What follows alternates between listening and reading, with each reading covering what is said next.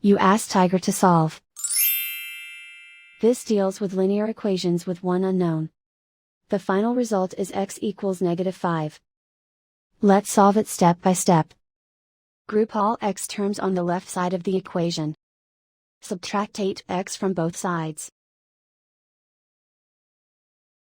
Group like terms. Simplify the arithmetic. Group like terms. Simplify the arithmetic. Group all constants on the right side of the equation. Add 11 to both sides. Simplify the arithmetic.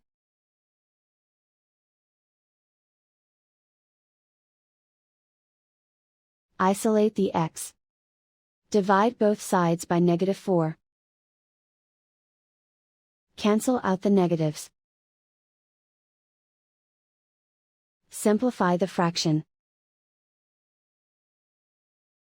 Move the negative sign from the denominator to the numerator. Find the greatest common factor of the numerator and denominator. Factor out and cancel the greatest common factor. And so the final result is x equals -5.